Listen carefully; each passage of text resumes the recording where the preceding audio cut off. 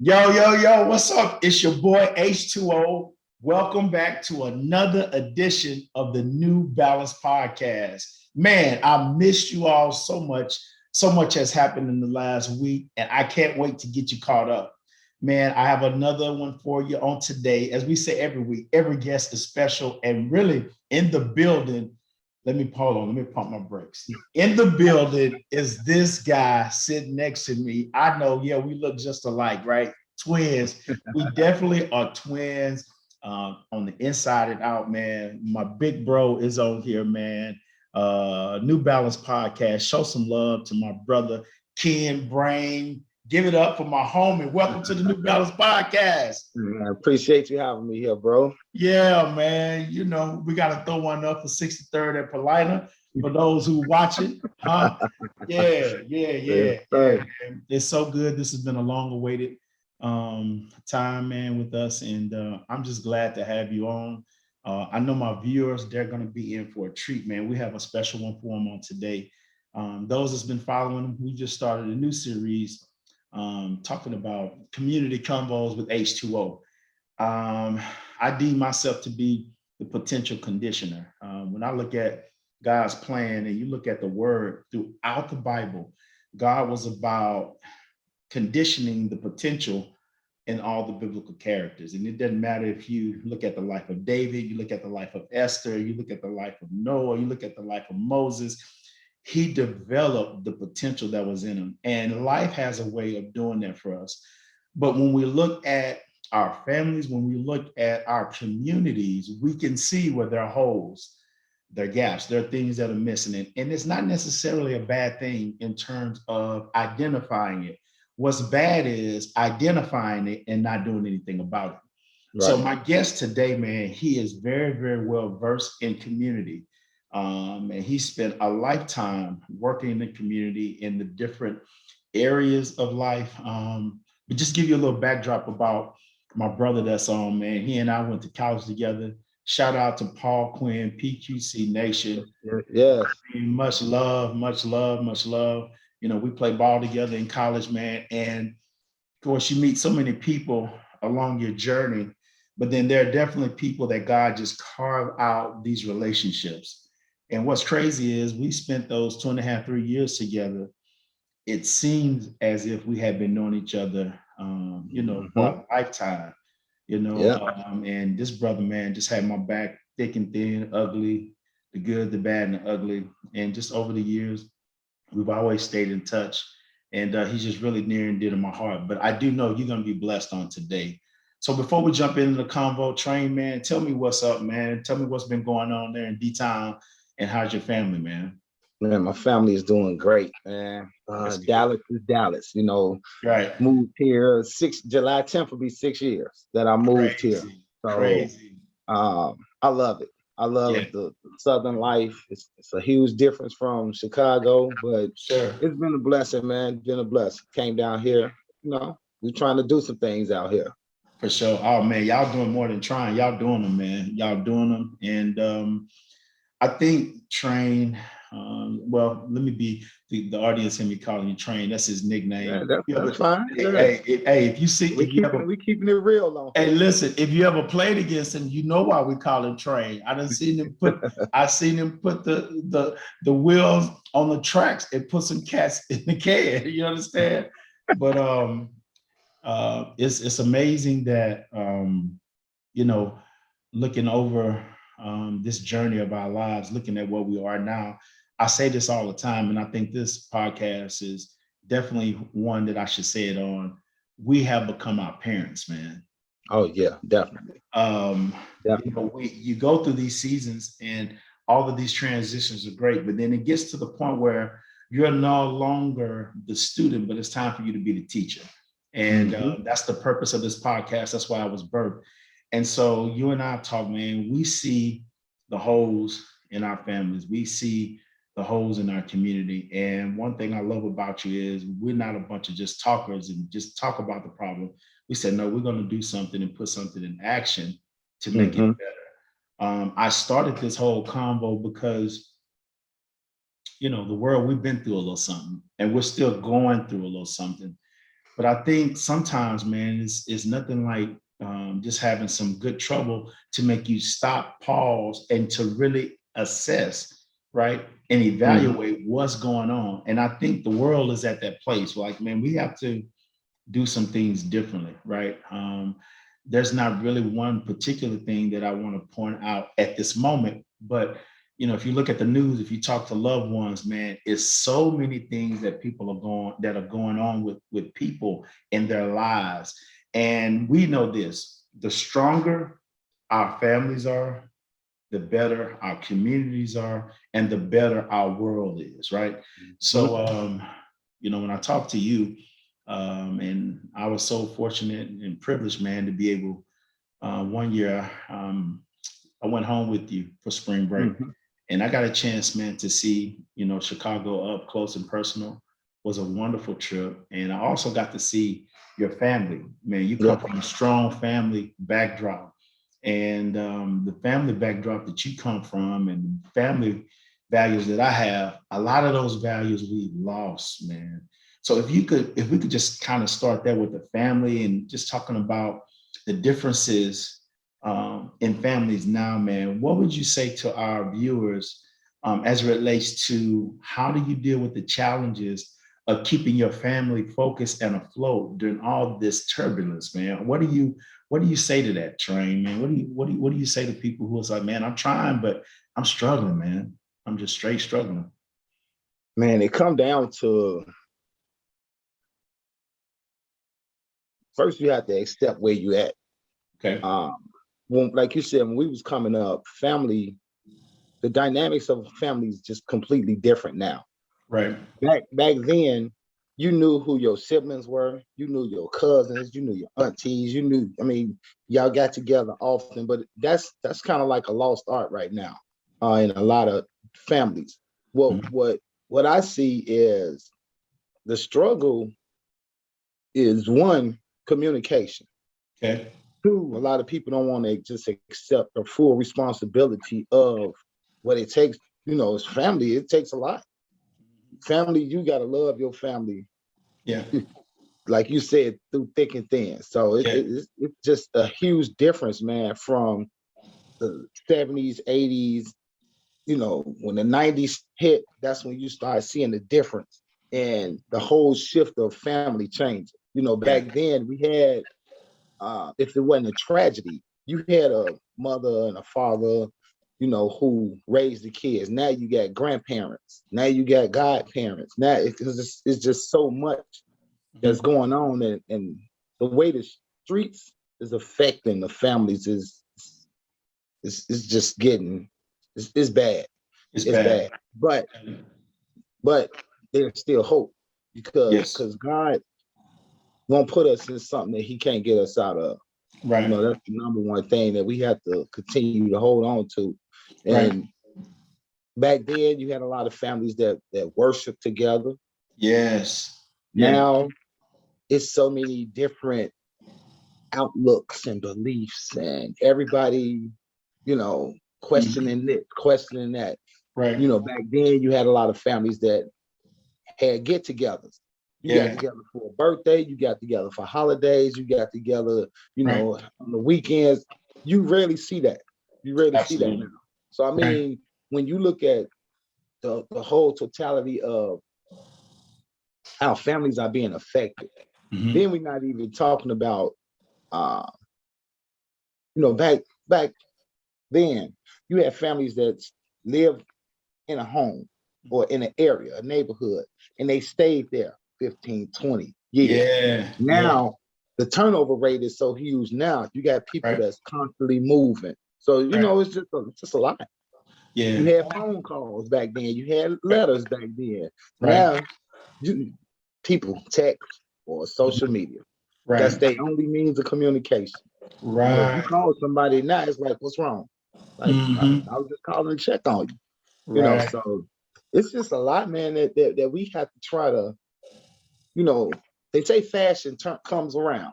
Right. Fashion, you had the bell bottoms, you had the afros, you had different Yeah. things that come around. So what Right. we have to do is try to turn that family dynamics back around and get it back to where it was because it's Gotcha. still there. It's still there. Absolutely. Just people have to be committed to it. Absolutely, man. I love that. Oh man, great response. I love that because you you gave a synopsis and then you gave all of the things that have come against what is the foundation, right? Mhm. But this is the thing. It's you said something critical, like the family structure is still there. We have to do some things on purpose in order for it to be there. That's So, right. I use the phrase. I say, "Well, hey, I'm like, okay, yeah, I love my family. I notice we got there's some holes there. How do I do it?" You just heard him say just some basic practical things. Now, you and I both know this. Life that we live now is moving. It's fast. It's Oh like, yeah. man, it's constant. There's something always going on. You put this down, you're picking it up. It's just constant. And I get it. Excuse me. I get it. I get it. I get it. But one of the things that we have to learn how to be efficient at is stopping. It's like, let's just say, and I'm gonna use this as an example. Say, for instance, on Sunday, right? You and I both know when we grew up, Sunday, we reverence the Lord on Sunday, right? We were going to go to church. And then even the people who didn't go to church, there was just not a lot of things going on. What happened Right. on Sunday? Stores shut down. You know what I mean? Yeah. Even for the party cats, you couldn't go get your drink on Sundays. Everything was shut down. It Yeah. was Sundays was everything was shut down. There was a reference. It's just like in other words, we just stop and we pause and we shut it down. And so I'm saying to somebody on today, you're saying life is so busy, I never have time. You just have to make time, right? So we Yeah. have a thing that we've incorporated, and I'm the one that's gotten us off of it. But we had a thing that we created called Unplug Sundays. In other words, man, we putting our phones down, putting the iPad down, we're putting these devices down. Everybody gonna come out their room. We're not gonna all be. We ain't gonna have 17 TVs going on. Everybody, no, we're gonna on purpose work to spend this time together as a family. Now it's a challenge. I ain't gonna lie. I'm the one cheating, getting up, going to the bathroom, checking my phone. It's like we're so addicted to Mm-hmm. life. You don't even realize that you have given so much life to these other things, and the other stuff has starved, and it's just really have dried out. And what happens is when you don't put any attention to it, you look up, it's like a boat that hadn't been tied off at the dock. When you look up, you have drifted so far away from the place of safety, the place where you should be harboring, but you Mm-hmm. way out at sea with no compass, no way of getting back. But I'm here to That's tell right. somebody that feel like they've drifted off. There is a place for you to get back. And so, man, I love that response of saying, hey, we got to get back to just some of the old, I don't want to say old fashioned, but we got to get back to the drawing board. Yeah. You know what I And mean? you Just know what, basic man? things. I'm gonna give you a good example of how, like I said, you have to make, if you want to call it a sacrifice, Yeah. for the betterment of your family. Last year, we was in the middle of the pandemic. Right. It was my 50th birthday in Okay. July. Okay. And I had a trip planned. We was gonna do a fellas trip, go to Vegas, and just really just have a good time, man. Right. 50 only come once, you know what I'm saying? Absolutely. So, Absolutely. but anyway, we ended up canceling the trip because Vegas was pretty much shut down. Right. But I did end up going to Chicago Okay. for about 5 days. And my kids kept saying, well, Dad, what do you want for your birthday? What do you? And I said, you know what? All I want is for kids and grandkids to just get together. Mhm. When I touch down, I'm not telling my friends I'm coming. I'm not going out anywhere. All I want to do is spend time with my family. Right. Man, when I say those days in Chicago were the best days that I had, that was the birthday treat of, and the reason it is, it's because we literally just focused on us. It Right. was Right. me, it was just us. We Right. just literally went out to eat. My Mhm. daughter and them cooked. The grandkids was having fun. The kids, everybody was just having a great time. And Right. we were not really doing a whole lot, but we were Right. together. And when we was Absolutely. together, you ain't see everybody on their cell phones. I mean, Right. we literally sitting around laughing, talking, and just enjoying being around each other. So every Absolutely. time they look over at me, they see this big smile on my face, and they like, "Baby, what's wrong with you? What's wrong?" I said, "Just sitting back, looking at this is what it used to be like.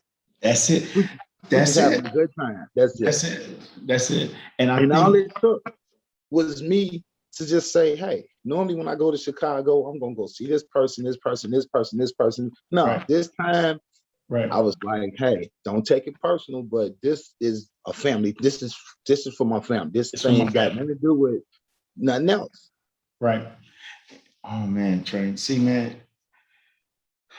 All right. So listen, we're talking about this community convos with Harry. If you watch, you follow, in order to turn around our families, to turn around our communities, the men in the community, the head in the community, Man. we're going to have to make some different decisions, right? Mm-hmm. And so you just heard from a father, right? A grandfather. It's like, look, this is important. And so what I'm going to do is I'm going to apply the pressure, right? I'm going to put the word out there, and it starts with me. Like you said, normally when you go, it's like, hey, I'm gonna go see this person, I'm gonna go see that person. As we used to say back in the day, I'm gonna turn these corners or whatever, Mm-hmm. right? Exactly. But you was like, no, no, no. Even 50 is very, very important. That's a great milestone, but it's something about the pandemic that puts things in perspective Man, in terms definitely, of life, right? So definitely. I think when we talk about our families, hopefully during this time, people are just like that. Like, wait a minute, man, what's really, really important, right? What's really, really important? And so in order for us to move forward, we have to have these type of conversations. So sometimes it ain't necessarily a right and a wrong answer, but sometimes, man, we will not address the elephant in the room. And if we be Mm-hmm. honest, as men, man, we get so busy. Come on, man. We Yep. get Yep. so big. I'm telling you, that's one of my number one issues, man. Just the busyness of life, man. And every time the wife is like, babe, what we need, I said, babe, I got this to do. Okay, babe, I got the podcast to do. Babe, do the, and then after a while, it's like, well, where do we fit in this scheme Mm-hmm. of life? And you talk about the family being divided. Many times, it's just due to the busyness of life. Now, I understand there are things that have to get done, but where is how do you balance it, right? And the reason I'm asking this question is because you understand that, man, you're a husband, right?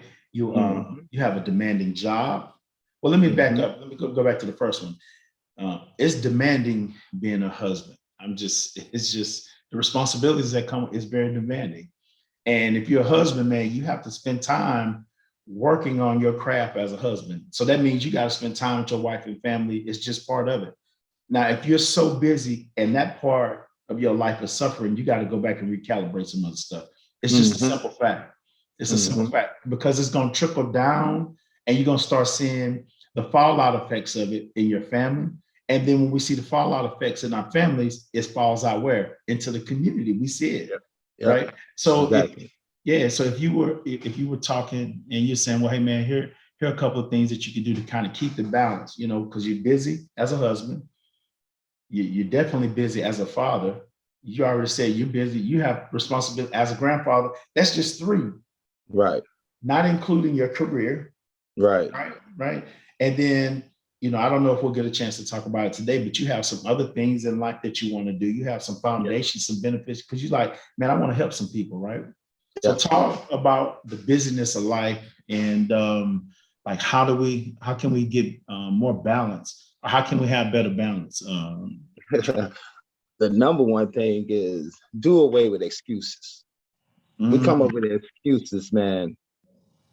Excuses is the easiest way to get out of doing what you need to do.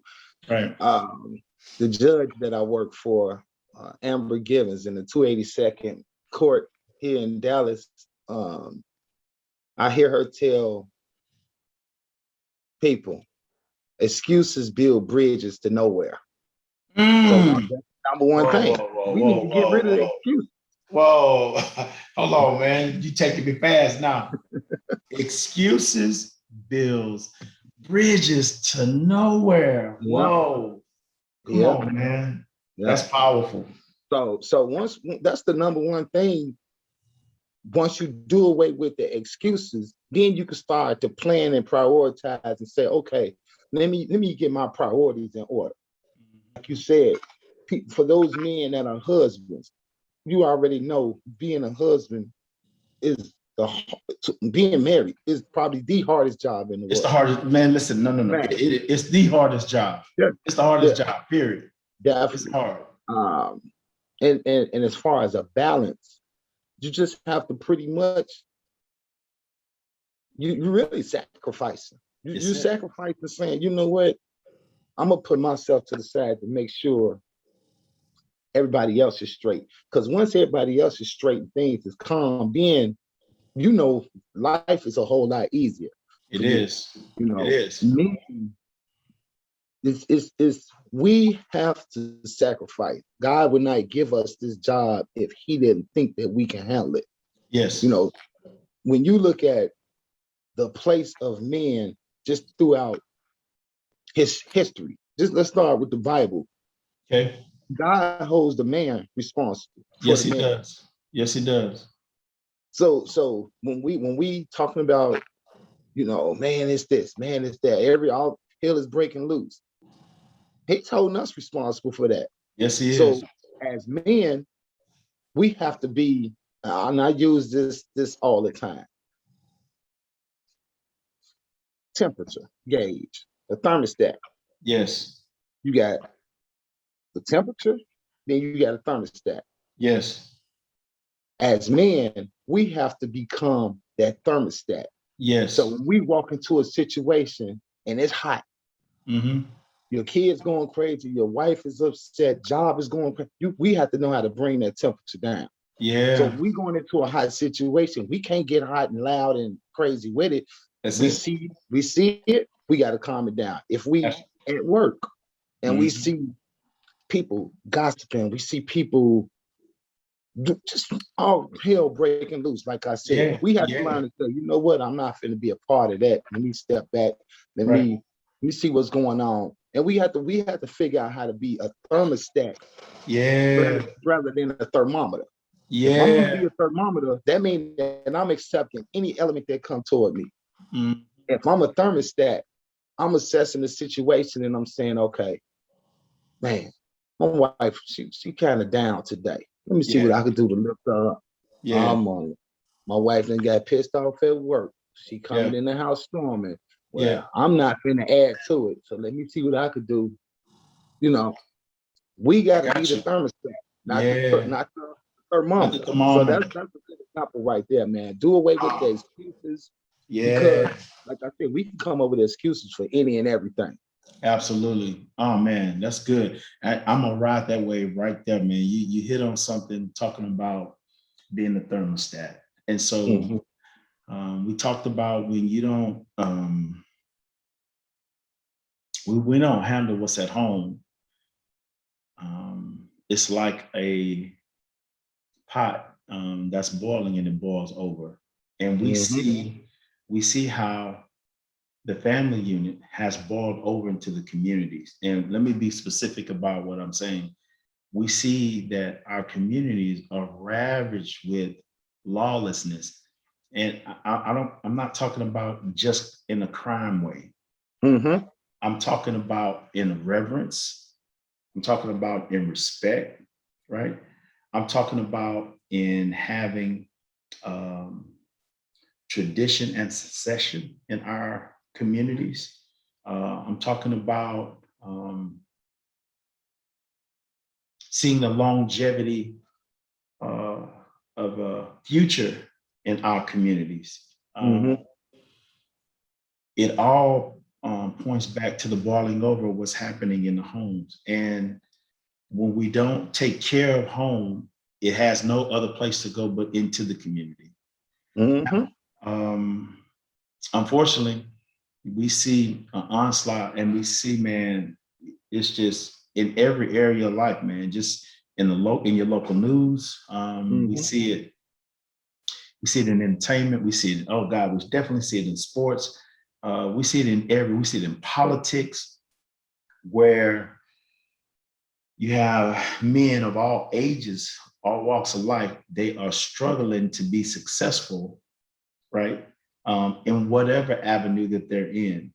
When I see that and I look at it, I think back to just the phrase that you made about being the thermometer, right? So before The you can ever, the what? thermostat. I mean, man, the thermostat, help a brother out. The thermostat. When I see these situations, before you can really be that thermostat and know how to either be, if I need to bring this temperature up or bring the temperature down, it all points back to if you've ever been raised or a mentor, or if you've ever had a thermostat in your life, meaning Right. you've had somebody else to show you. And we see a break in the bridge where we see men are struggling, man, to be successful. Now, are they smart? Absolutely. Are they talented? Absolutely. Got money out the what? Yes, sir. All of those things. But if you have all those things, but you have no morals, you have no character, you have no ethics, and you don't live in integrity, you can get to a place, but you won't be able to stay at the place. And say, well, you say, well, what does this have to do with community convos? Our communities and our families are broken just because of that concept right there. And Yes. so I hope these type of conversations can be had where you're willing to sit down with people and just be like, you know what? If I just be honest, I've just been a thermometer. Hmm. And we all have. Oh, absolutely. Man, I'm Yeah. telling you, I'm one from a money. Man, I've just been, hey, man, I don't know nothing about being no thermostat. What's that? Hmm. Right. And so I hope these episodes, man, can get guys or families to sit down and say, man, let's talk about it. Right. Now, I talked about our relationship in college. I think sometimes, man, we have relationships misconstrued. And I want to share this story because exposure is very powerful. Now it's painful to tell this story to a degree, but I know it's going to help somebody. So Hmm. obviously we're in school. Everybody's there. We're there for the obvious reasons that, hey man, I'm gonna get my degree. And so I can be honest and say this: in high school, I was a kid that just did enough to get by. Period. I ain't Hmm. put no energy, no effort into.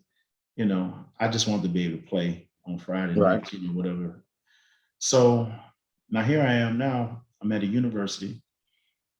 I'm around all these guys, with all these different backgrounds, all these different flavors. And so for the first time, I'm just being honest. You remember, man, Coach Summers, we had study hall.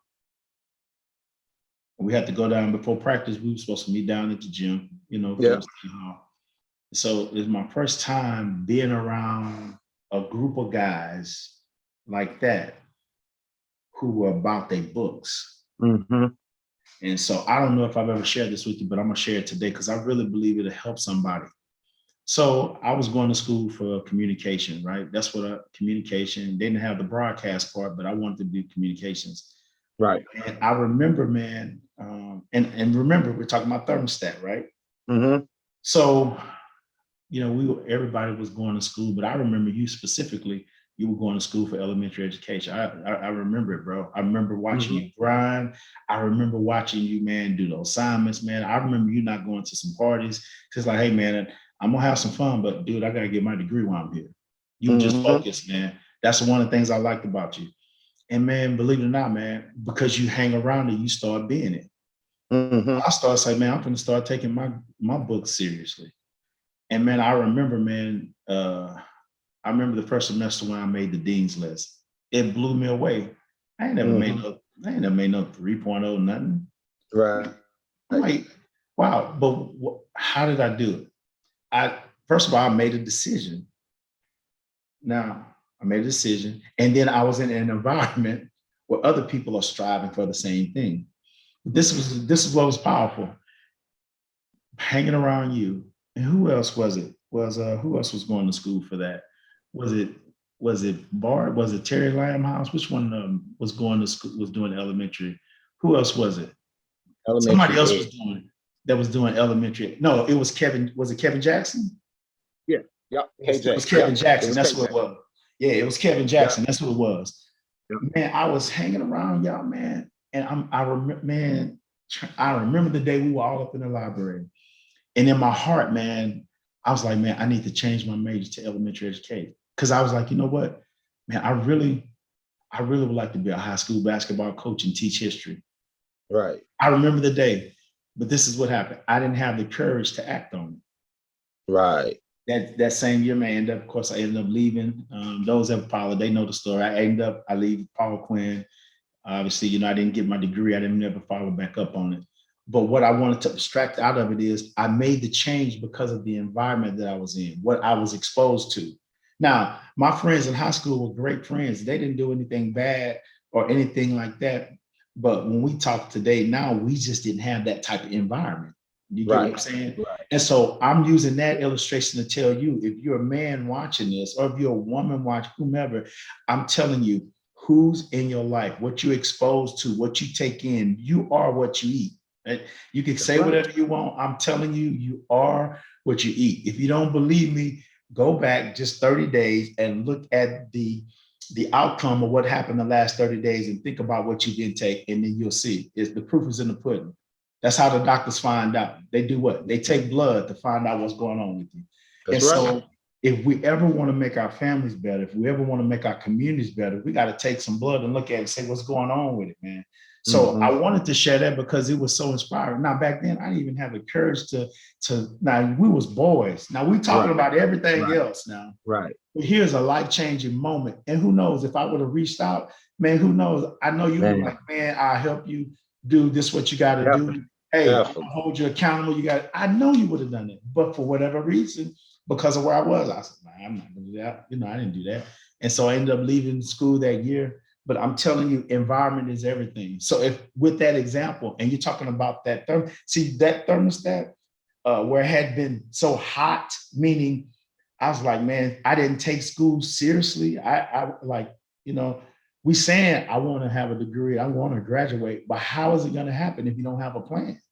Right. When you have the right relationships, even if you're at the wrong temperature, being in the right environments can bring it down to the place that it needs to be, man. So, with that said, like, how do you encourage a guy or a family? It's like, man, I've been on this track doing it this way, or I saw my mama do it this way, I saw my daddy do it this way, my grandmother did it this way, but you're getting the wrong result. How do I get off that track and get over here? What do you say to that?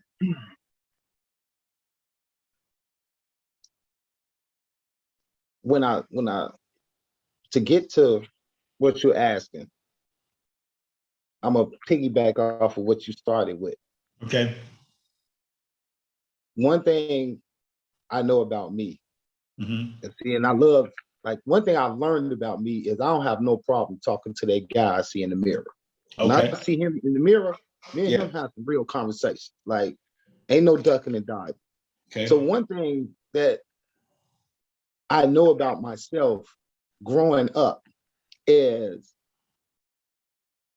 coming from a family, was 10 of us in a home. Mm-hmm. Family started off in Cabrini Green. Wow. Family was in Inglewood. I know that train. I'm the youngest of 8. So my thing was education. Yeah, I used to play ball. That was fine. But my way out was education. So I had to take my situation that I was in because I knew there was no other way. I could have rolled the dice and gambled and said, you know what, let me try to play some ball overseas or this and that. But I had responsibilities at a young age also. Right. Being a father, a teenage father, that wasn't something that, I had responsibility. So in high school and in college, I was a knucklehead. Right. I was involved in pretty much any and everything, and Yeah. that's stuff for a whole nother day. Yeah. But in that classroom, all I kept in my mind was, this is the only way I'm gonna be able to change my situation. Mm. So when you ask that question, how if somebody, they know they in a tough situation and they sit, the environment is messed up, or you have to just accept where you at and say, am I satisfied with this?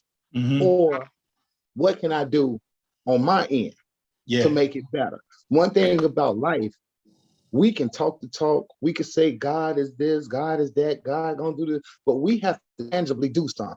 Yeah. So for myself, I had to say, okay, I only get one shot at this. Right. Mm. I have to focus on school. Even though I was out here doing some crazy stuff, it was something about getting in the classroom where it was just like, this is just part of what I got to do. So, man, and for you to tell me, and I remember when you told me that you was not coming back, Oh, bro. dude. I remember those conversations like it was just yesterday. I was trying to convince you and just trying to talk, and you was just telling me your situation. And Yeah. I was, man, you know what? You got to do what you got to do. Yeah. But Yeah. Yeah. people, whether it's young adults or men or youth, Yeah. we have to see where we at, and we have Yeah. to ask ourselves, where do we want to go? Yeah. Once you know where you want to go, then you can kind of say, okay, what do I need to do? What resources do I need? Right. It's there is no one answer. Absolutely. I agree. I The agree. main thing that I'm trying to stress today is you cannot give up on yourself. Right. Everybody else could turn their head, and then you got some people who will say they're gonna support you, but they end up dumb. You got a lot of people Right. who say they'll support you, but when it Right. comes down to something tangible, Yeah. they disappear. They disappear. I Come up got with that excuse again. you. So Mm-hmm. we just have to keep pushing, man.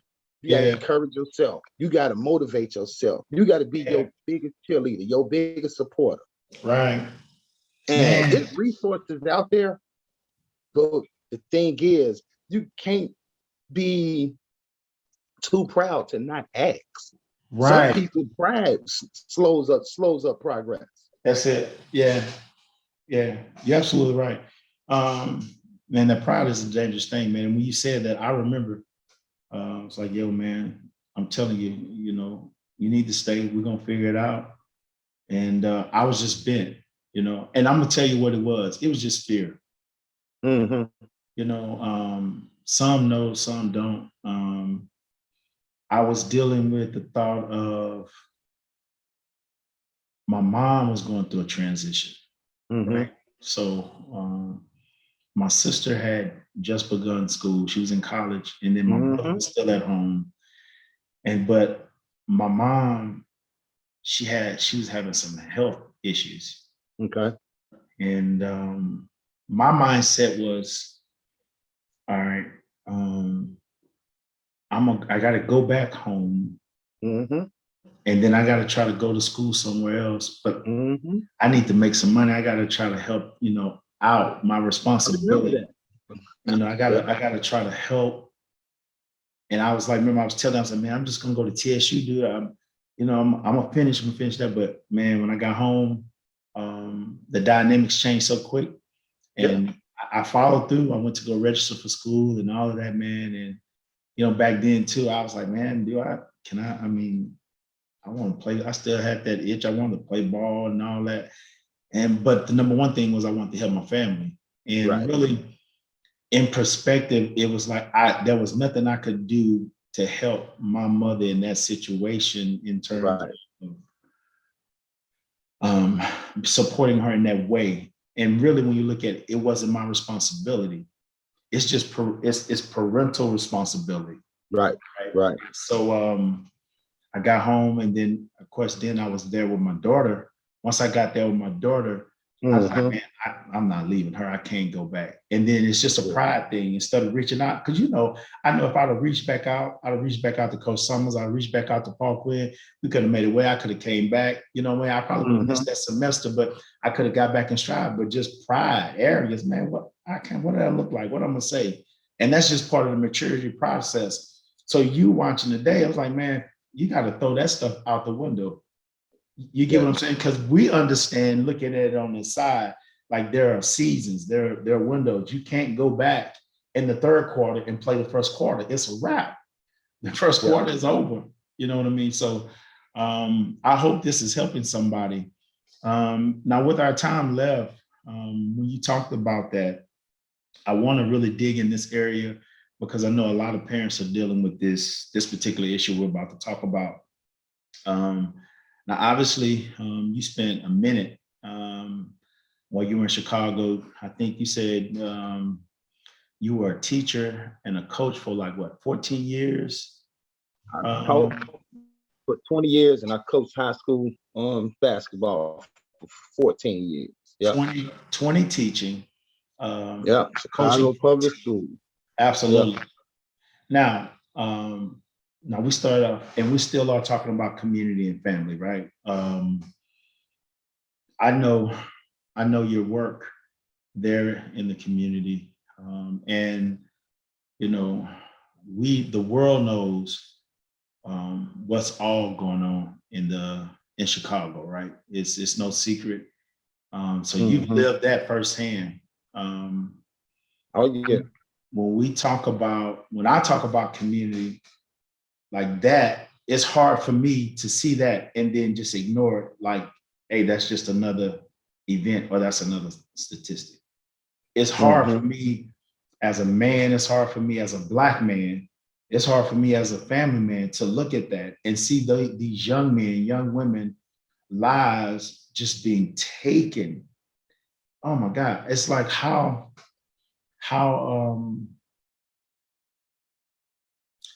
what type of deficit does that put a community in? Like, we're doing this summer, we're doing a hope symposium. Man, when people lose hope, it's a dangerous place to be. Ooh, very dangerous.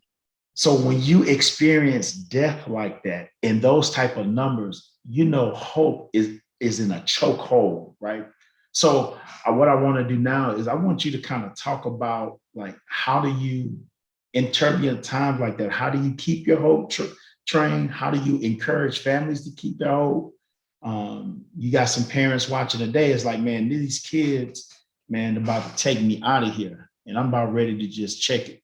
I'm just ready to check this box, man, and just, hey, y'all can get out. I'm gonna put you out, whatever the case may be, man. What do you say when you're dealing with those elements?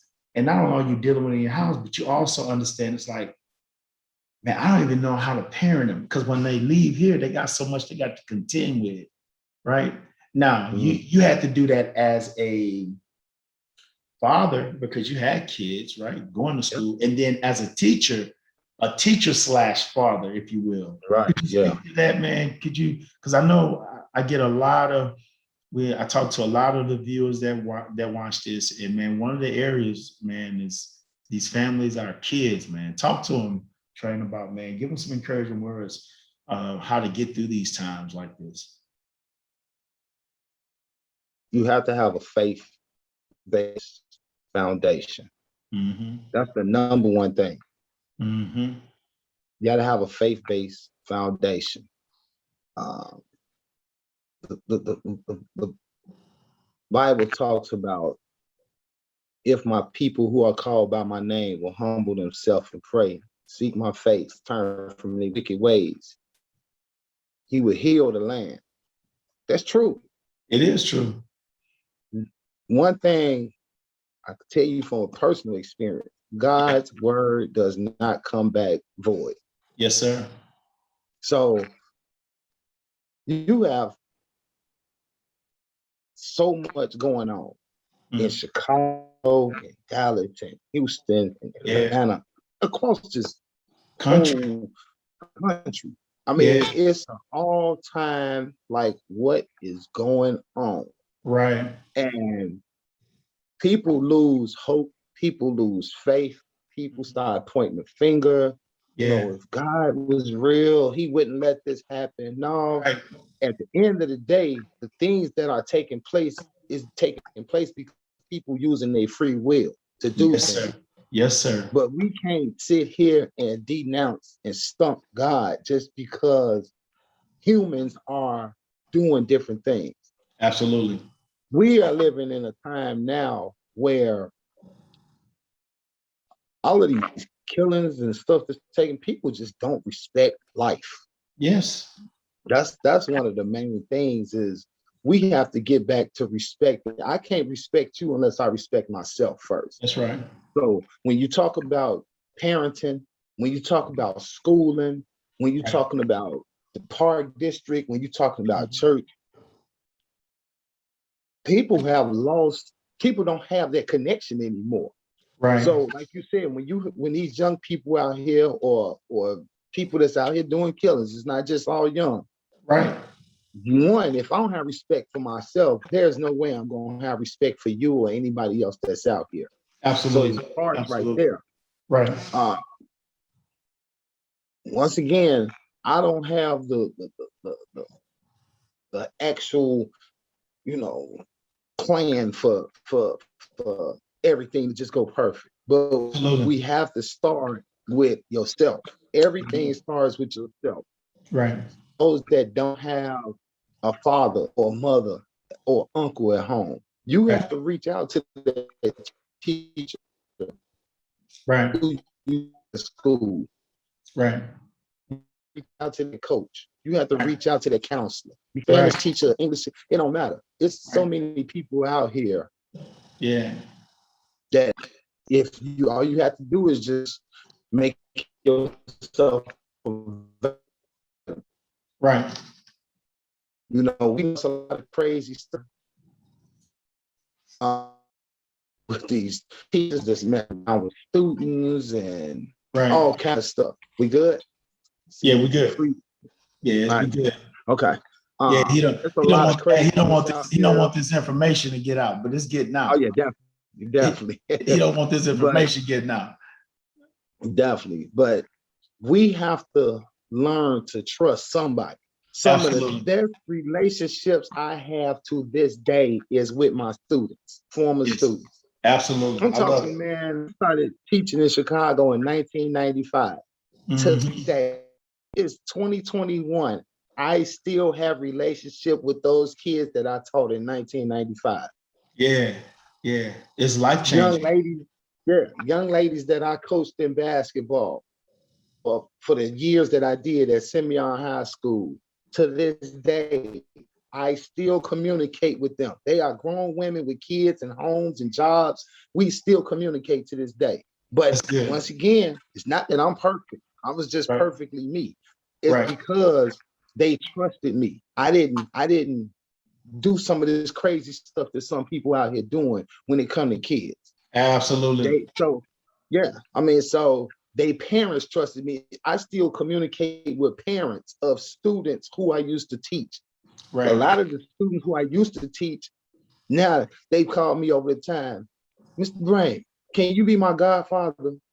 You know, Mm. this one young lady, her father passed away about 3 or 4 years ago, and she was in a very messed up place. Mm-hmm. And he was just like, I feel like I'm lost. I'm all by myself and I don't have nobody. I Mm. said, you still got me. I ain't going nowhere. And she was Absolutely. like, you know what? My grandmama trusted you. My dad trusted you. She was like, can you be my godfather and my kids' grand godfather? I was like, yeah, of course. Absolutely. Absolutely. She Yeah. needed that. So I Right. stepped in. And I got Right. my hands full with my own family. But at the end of the Yeah. day, what if somebody would have closed the door on me? Absolutely. Because I Absolutely. know I am nowhere near the person that I am if it wasn't for other people who mentored Absolutely. me, who reached out to, who pulled me to the side when I was trying to act a fool out there. Yeah. You know, Yeah. it's just so many different things that the young people can do, but the men have to step out there too. We can't just sit and wait for somebody to come to us. We have to Right. go to them. Yeah, we gotta go We make have it to happen. them and Yeah. just say, hey, brother, how you doing, man? My name is Harry Hickerson, man. I'm Yeah. just calling to check on you. I just wanted to introduce myself to you, man. Yeah. Just know I'm available if you need me. Here's my number. That's it. Email. Real simple. That's real simple. And that's what I'm saying, the simplicity to community and family. Like it's like you said, it's not one cookie cutter answer, right? It's Right. not in terms of that, but you're hearing from two guys that have familiar stories, but yet different stories. And we have the heart for the same community, but we're in different communities and have had different touches in different reaches, right? One of the things, man, I've been doing community all my life, man. But one of the things I love too about Paul Quinn and going to school there. The first year we had the NYSP program, the National Youth Sports Program. Oh, yeah. And man, listen to me. Right there, man, Simpson Stewart, bro. Those kids, man, from the hood came out. You hear me, man? We had over like 300 some kids, man. Yeah. And understanding the stuff that those kids was dealing with. But those kids knew this. For 8 hours, 5 days a week in the summer, there's a place we can go. First of all, it's going to be safe. We're going to have some fun. And somebody is going to spend some time with me. Yep. Like those kids were, man, you had teenagers, man, they were crying when we had, when the period was over, right? Yeah. We had to shut that one down because we was getting ready to go to Waco and do the program there. Same thing in Waco. In other words, I'm telling you, there is a cry in our community for what we have. And I'm telling you, you don't have to have a podcast like this. You don't have to have been a teacher for 20 years. You don't have to have been anything. You just have to have a heart to care. You have something to give into a community, man. And so you find out what it is. And this is an indicator. If you don't know, because a lot of times you say, no, I don't even know. This is what I would encourage you to do. Find somebody in the community that's doing something and start supporting them. Yeah, that's the number one thing you can do. Maybe you can't do what they do. It could be maybe, I can feed some. They got a program that feeds kids. Hey, maybe I can give some money to help them. Or maybe I can go volunteer. Or, hey, I know somebody that has a van. We can go pick them. You figure out a way how you can get involved. And what'll happen is when you get involved, it'll begin to open up what your purpose in this whole thing is. That's right. And that's a great way to get active, man. I remember when we was there with you, man, I saw, we met a lot of your friends, but it was obvious to me going around in that community. I was like, man, you get to see the makeup of who you are based off of your community. Yeah. You know what I mean? You like, okay, I could tell, okay, this is the dynamics of it. I remember on your block, man, your neighbors, man, your friends, the people across the street. It's like, hey, this is a community. Now, on the outside looking in, people like, hey, man, you don't want to be over there. That's the wrong side of town. Man, whatever. You call it whatever you wanted to, baby. It's success over here. Yeah. And I tell people all the time, don't let nobody put your community, your family down. You stand up for your community. It's a great community because you live in it. Man. Now, if there's some things that's broken in it, get with other people to fix it. Yeah. So one thing I could say, man, growing up in Inglewood, man, when I say it was crazy, but that's who I am. That's absolutely. That's it. Like, that's it. I mean, man, it was Inglewood, like even Inglewood today. I could remember, man, when we used to, my block would play against another block in football, or we'll all organize a basketball tournament. I mean, we had the older guys, who was doing it. And then when we was in college and, our young adult years, we were organizing basketball tournaments for the young guys. Man, we was just going out. We'd just go buy snow cones for them. We'd just be like, hey, come on, man, we finna go do this for y'all. Just so them shorties can know somebody out here. Somebody out here. You said, when we didn't have the organizational skills to do whatever needed to be done, we latched on to somebody. Yes. Ain't nothing wrong with going to, like you say, the YMCA or to the park district and just saying, hey, y'all need a volunteer for the day. Bingo.